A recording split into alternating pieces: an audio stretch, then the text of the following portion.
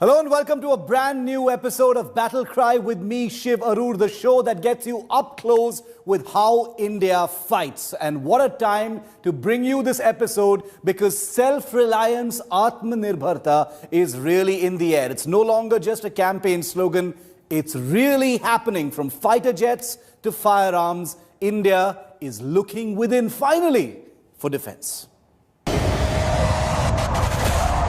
No longer just a slogan. No longer just a tagline. Atmanirbharta in defense is roaring. From India's biggest indigenous fighter order to India's landmark indigenous drone deal to a firearm designed by soldiers for soldiers. Big steps in long journey to self-reliance. The big focus this week on Battle Cry. As we've shown you here on Battle Cry, India has been hugely successful in the world of missiles and yet not so successful. In fact, not successful at all in the world of basic firearms for infantry troops of the army, which is why this next story is so heartening and so inspiring. A basic firearm designed by the army for the army, and it could be a success. For decades, the Indian Army struggled to replace its vintage Sterling carbine. A weapon that entered service in the closing stages of World War II.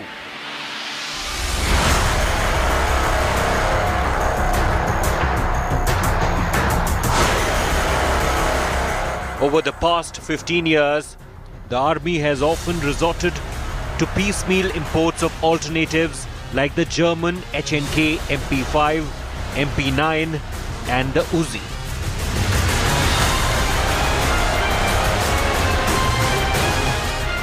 The answer, it turned out, lay within the world's second largest army.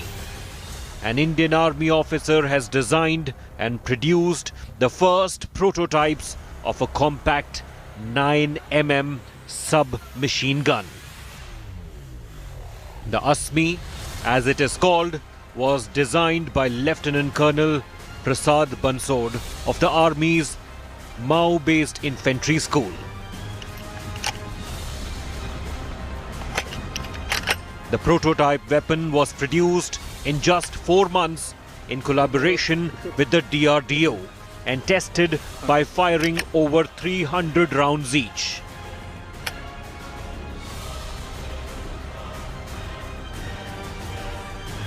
You've designed it and the DRDO and you are making this machine pistol. Explain this machine pistol to us, sir. This is India's first indigenous attempt at making a machine pistol.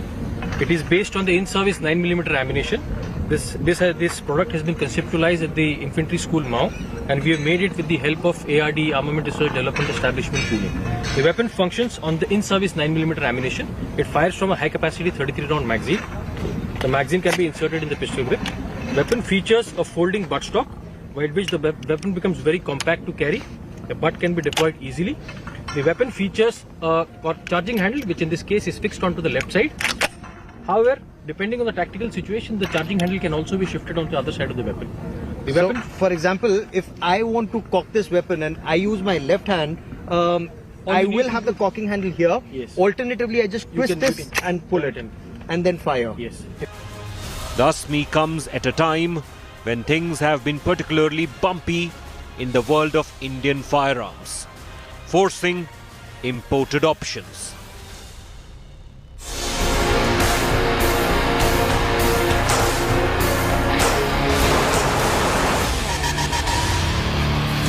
Things are in top gear to give the Army's infantry troops basic assault weapons. The 6716 is fully imported. The Tavor 21 is built in Israel. The AK-203 will be built in India but is of Russian origin.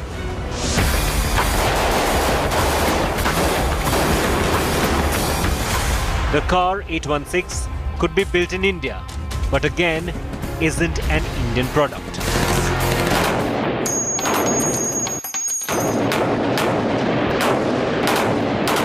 So what does India really do in terms of firearms? The most extensively used Indian designed and built firearm is the INSAS. But multiple problems with the assault rifle have compelled the quest for modern weapons, which takes things back to square one as far as Atmanirbharta is concerned.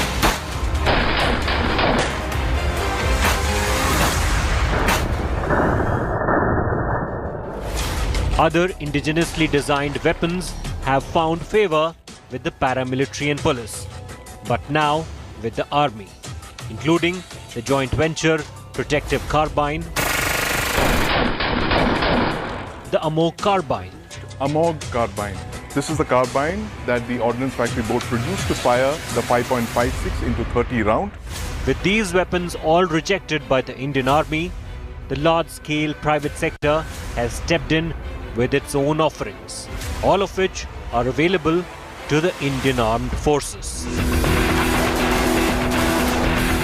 The Kalyani Group has tied up with Thales to build the FH-90 series of assault rifles in India.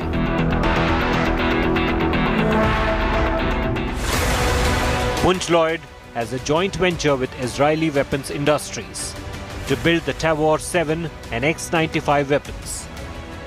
Smaller private sector companies like the Bangalore-based SSS Defence have designed their very own indigenous assault weapons, including sniper rifles and carbines, and has pledged to provide the Indian Army with the first fully Atmanirbhar firearms family. The quest for reliable standard firearms has been a frustrating experience for nobody more than troops on the ground. In the current quest for Atmanirbhar Bharat, will firearms find a firm place that has been elusive for so long? Bureau Report, India Today. If it isn't an indigenous product that's developed, designed and manufactured in India, there is a next best thing. That is a foreign product that you build here in India or make in India under license. And that's where our next story comes in. It's the Kalashnikov AK-203 assault rifle that's been chosen to be the basic assault rifle for lakhs of India's army soldiers. Well, after years in drift, that deal for those rifles to be built in UP's Amethi district is ready to be signed.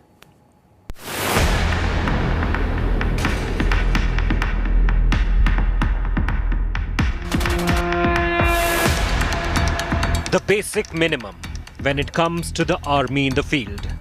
This is the weapon he depends on. You are probably familiar with the AK-47, perhaps the most recognized assault rifle in the world. Variants of the legendary Kalashnikov rifle have been a mainstay for decades in the Indian Army. The other weapon that has been widespread but problematic use is the infantry's small arms system, or INSAS, recognizable by its signature orange stock and grip sections. But the truth is bitter one. For decades now, the army has not managed to induct a fully satisfactory assault rifle in large numbers. Comfortable that it has chosen a solid, no-nonsense firearm for its frontline troops. But if the INSAS and AK-47s are to bow out, what replaces them? And more importantly, when?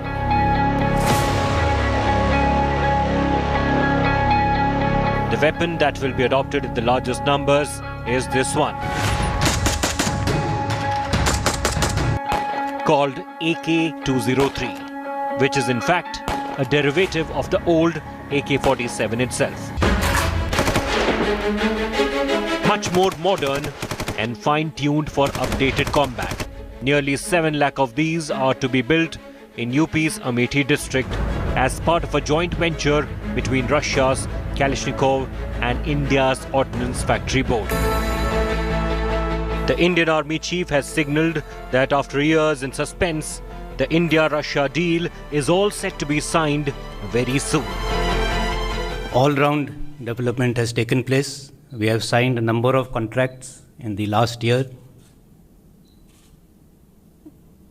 And these range from weapons and protective gear for the infantry, to the mechanized forces, to fire support elements, long-range vectors, engineer stores and equipment, communication equipment. Now, what the Indian Army wants is for this particular weapon, a pretty worthy successor of the old AK-47 to become a standard assault rifle infantry weapon for the infantry units of the Indian Army. One of the special things about this weapon, we're told, is that it has a special capability barrel. It has retrospective compatibility with many of the systems, including the magazines and ammunition of the old AK-47s. Remember, India's Rashtriya Rifles units and infantry regiments are one of the largest users in the world of the Kalashnikov series of rifles. The legendary AK-47 will give way to its newest avatar, with the deal all set to be signed in the next few weeks. It is likely that the first new rifles will begin entering service next year. India's soldiers deserve the most reliable weapons, and the AK-203, which is to be manufactured in huge numbers, should meet all combat requirements in the field. Bureau Report, India Today.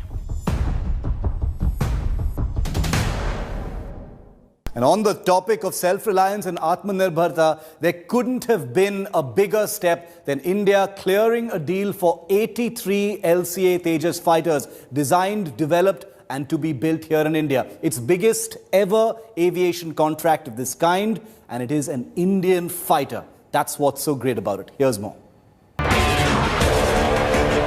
India's biggest Make in India deal in the defence sector, worth nearly 46,000 crore rupees, has just gotten the go-ahead from Prime Minister Narendra Modi. The Indian Air Force has been cleared to order 83 improved Tejas light combat aircraft. This will be a substantially improved variant from the 40 jets earlier ordered by the Air Force. The Tejas Mark 1A variant is an indigenously designed, developed and manufactured state-of-the-art modern 4+ generation fighter jet. The potent made-in-India machine is critical for operational capability and the modernization of the Indian Air Force. These aircraft, yet to be manufactured, will be equipped with beyond visual range missiles, jammers to make enemy radars redundant and air-to-air refueling. They will also be substantially more maintainable on the ground. Defence Minister Rajnath Singh tweeted after the clearance from the Cabinet Committee on Security.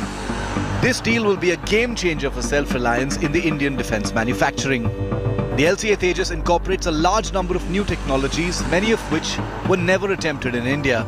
The indigenous content of LCA Tejas is 50% in Mark 1A, which will go up to 60%.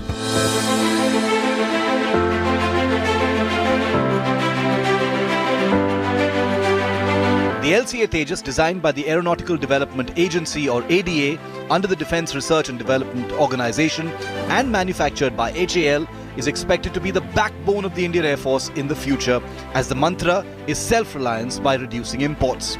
With the decks cleared, the delivery is expected to start within 3 years of the contract. We have placed our trust in the light combat aircraft, and in the next 5 years, we will commence induction of 83 LCA Mark 1As. These 83 jets are in addition to the 40 Mark 1 jets being delivered to the Indian Air Force. The first Tejas squadron came up in 2016 in Sulur near Coimbatore in Tamil Nadu. The Indian Air Force's squadron strength is down to 30 from a sanctioned strength of 42. Large numbers of LCA Tejas will help stem the decline. And these fighter aircrafts of the 4th generation are to be equipped with state-of-the-art electronic suites, including airborne ISR radar. I am really feeling delighted that it has happened and a major hurdle has been crossed. The decks have been cleared for this procurement. The deal for 83 Tejas jets is not just a big boost for the indigenous manufacturing of defense equipment, but will also help the Indian Air Force fill the critical gaps in its fleet as of now. The message in the security establishment is loud and clear. The future lies within India, and the armed forces should not have to depend on foreign manufacturers. With camera person Vinod Abhishek Bhalla in New Delhi for India Today. And the LCA Tejas' success has a personal element for me because I got a chance 2 years ago to actually fly in this beautiful little Indian fighter jet. Here's my experience flying the LCA Tejas.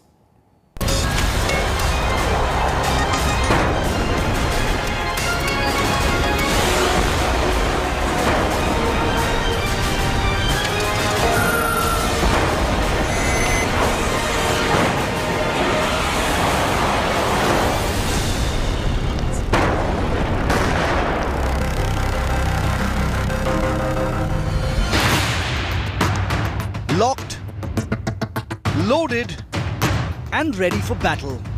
This little jet has also had one hell of a month. Bomb's gone.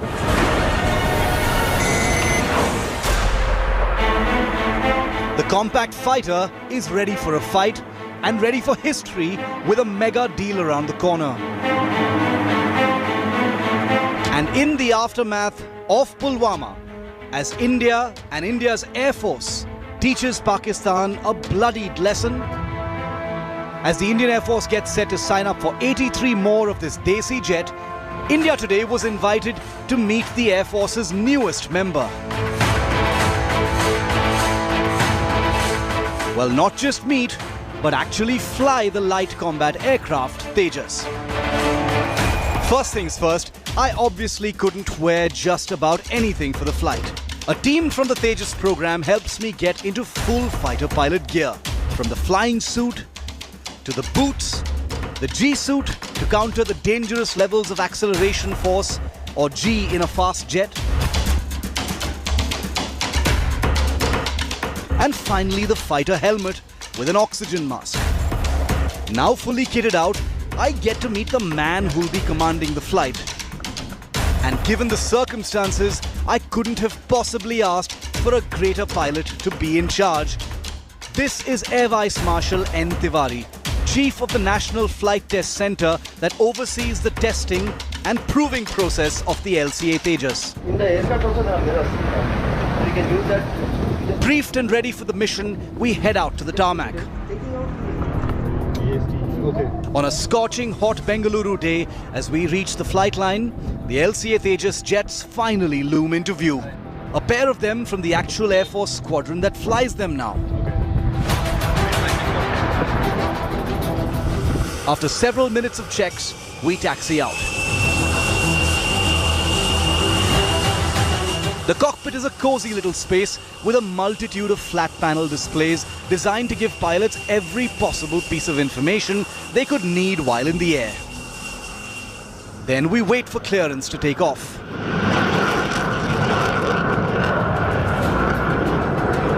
Once in the air, the pilot instantly banks sharply to the right, demonstrating the LCA's excellent responsiveness and agility in the air. Cruising out west of Bengaluru, the jet is throttled up and prepared for a list of maneuvers to demonstrate just how nimble this jet is.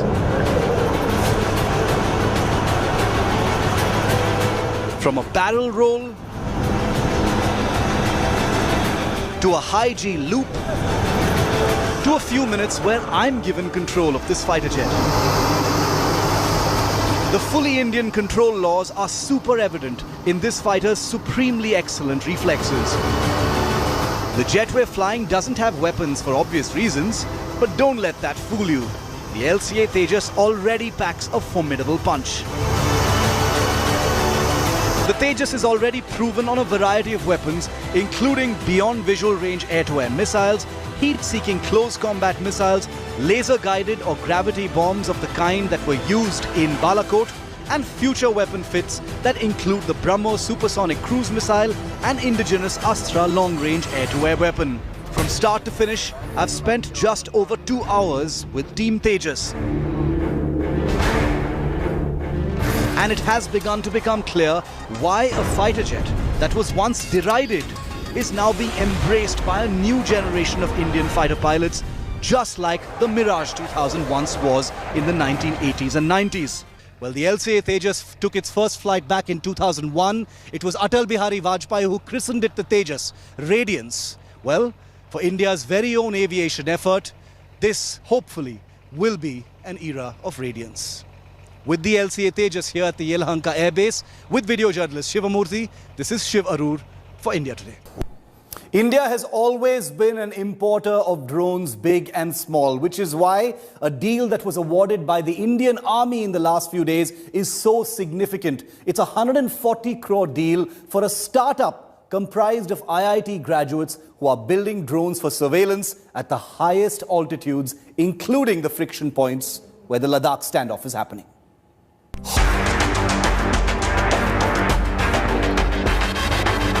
A standoff that has stretched for over 250 days, with troops from India and China massed at the frontier, in some places just tens of meters from each other in eastern Ladakh. This warlike scenario has extended since the summer of 2020 and shows no signs of abating. But amidst the icy freeze, the Indian Army has sent out a major message today, one that stretches beyond the freezing atmosphere here in Ladakh. In a landmark move for Atmanirbharta in defense, the Indian Army has awarded a historic deal worth nearly 130 crore to an Indian company to supply military drones for troops deployed in the Ladakh high-altitude friction points.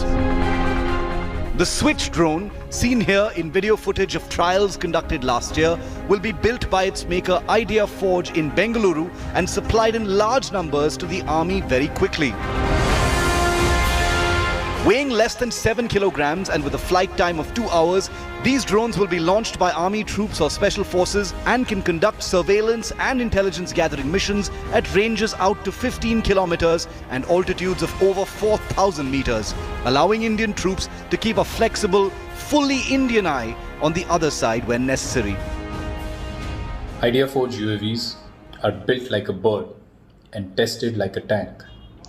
This procurement is a testimony to this. The trial saw about a dozen Indian and global companies compete to meet the customer's operational requirements. IdeaForge's Switch UAV was the only product that could meet the expectations as well as exceed them. The Switch is a hybrid drone in the sense that it takes off vertically like a helicopter and then transitions into level flight like an airplane.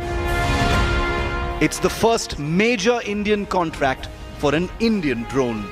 India has almost always otherwise imported drones for surveillance. While the Indian Army has used small numbers of Indian drones in the past, including Chinese drones, this massive contract for fully indigenous drones is a major boost for the Vocal for Local campaign in defense and the Prime Minister's clarion call for self-reliance. This is especially true since these drones were chosen above offerings from abroad, including Israel. The drones will enter service in a matter of weeks and will be in the hands of Indian Army troops in eastern Ladakh. Bureau Report, India Today. Signing off from Battle Cry for this week with these very, very telling and significant images from the Indian Army's Army Day Parade, which had the first tech demonstration of swarm drones in action. And I must tell you that every drone you see in these images is Indian built, Indian designed, and with Indian technology. What better signal for self-reliance? Enjoy these pictures. See you soon.